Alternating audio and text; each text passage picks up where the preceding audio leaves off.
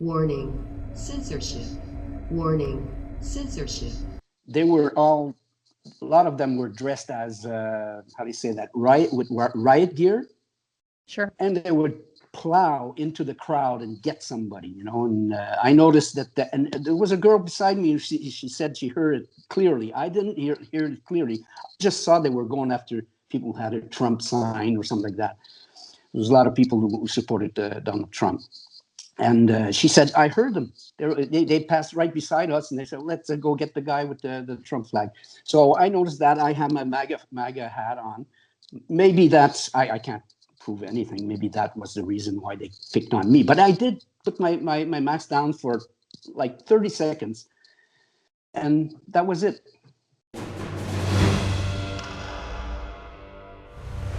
Today, I want to tell you the bizarre fight the fine story of Daniel Boucher. Now, Daniel was in Montreal protesting the onerous and restrictive lockdown, and he was grabbed off the street and given a lockdown infraction ticket. His ticket was for not wearing a mask. Why?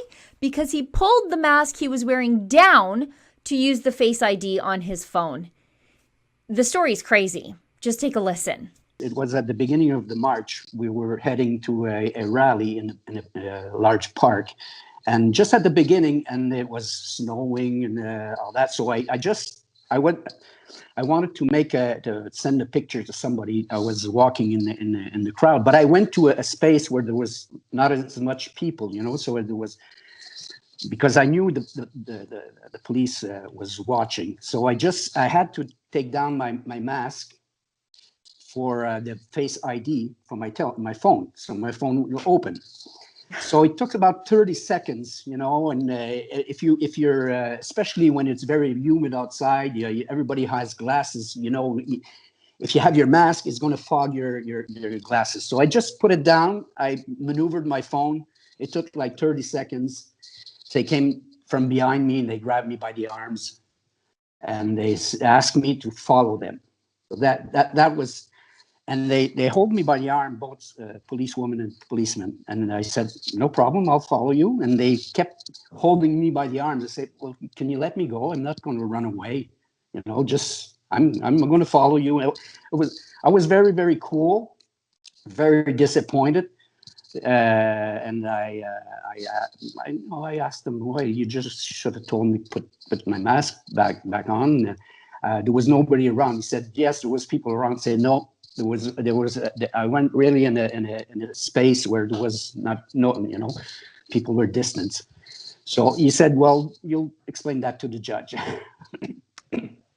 So then I went to the car. They wrote it, the ticket, and it was $1,546.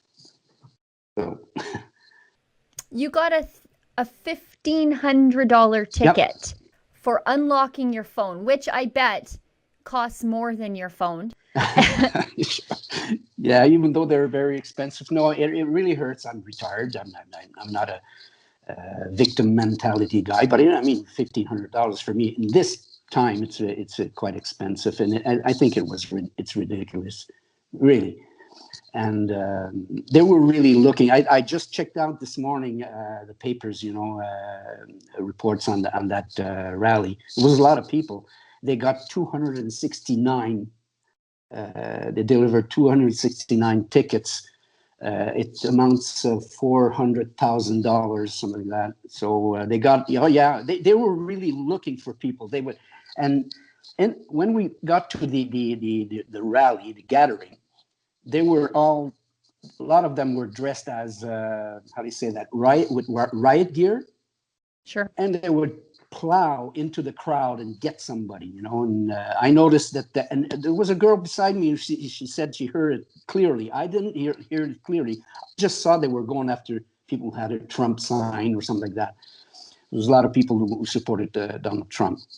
And she said, I heard them. They passed right beside us, and they said, let's go get the guy with the Trump flag. So I noticed that. I have my MAGA hat on. Maybe that's, I can't prove anything. Maybe that was the reason why they picked on me. But I did put my mask down for like 30 seconds, and that was it. Well, I think it's crazy, and I think unlocking your phone using your Face ID should not be illegal in Quebec, but I guess going outside at 8:01 these days is illegal in Quebec. And you're a retired guy, and that's why we want to help you fight this fine. I don't want you to pay it. I want you to plead not guilty. We're going to crowdfund a lawyer for you at no cost to you. We're going to put you in touch with a criminal lawyer, and we're going to get this ticket in front of a real judge. And maybe these cops can answer for just exactly how heavy-handed they are. What do you think about that? Look, it's fantastic. I've been following you guys and girls for a long time. You're absolutely in this pandemic. I want to say something.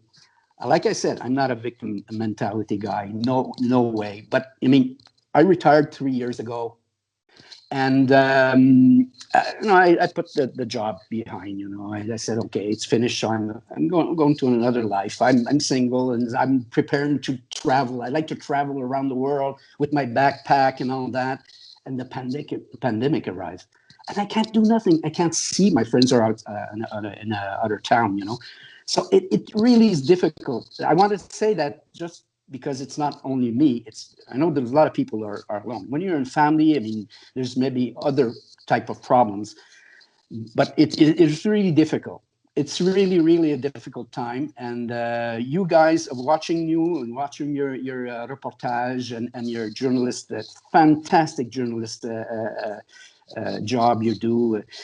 It looks easy what you're doing, but that's because you probably work very hard in the background, and you're doing a fantastic job. I mean, you're really, really a voice of hope in this really dark period, and I appreciate it very, very much. As much as I can, I will chip in also. As much as I can, I will chip in. Like anybody would do. I know a lot of people do. Your campaign, fight the fines. And I mean, I appreciate it, really. Well, Daniel, I appreciate those kind words.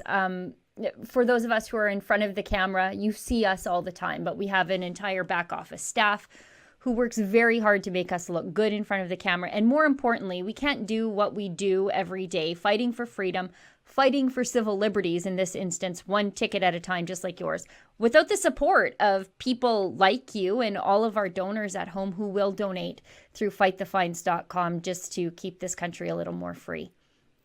I don't know. English is not my first language. You probably noticed. I don't know if the joke can pass. It goes through.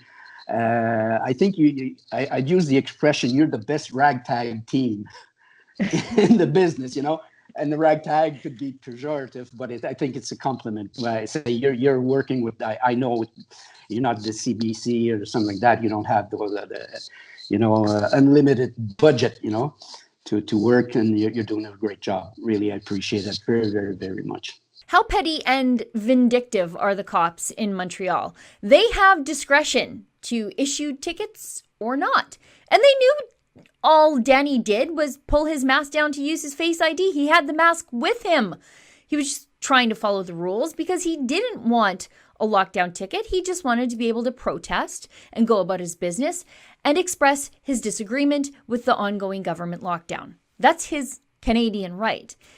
That's why I think the cops are issuing these tickets, though, for just about any tiny infraction of the law. They're throwing discretion to the wind because they want to discourage public political disagreement with the government lockdown. But unfortunately, the cops are murdering their own reputations at the same time. So we put Danny in touch with a really great lawyer, Christina Mukari, who's going to help him fight that lockdown ticket in court.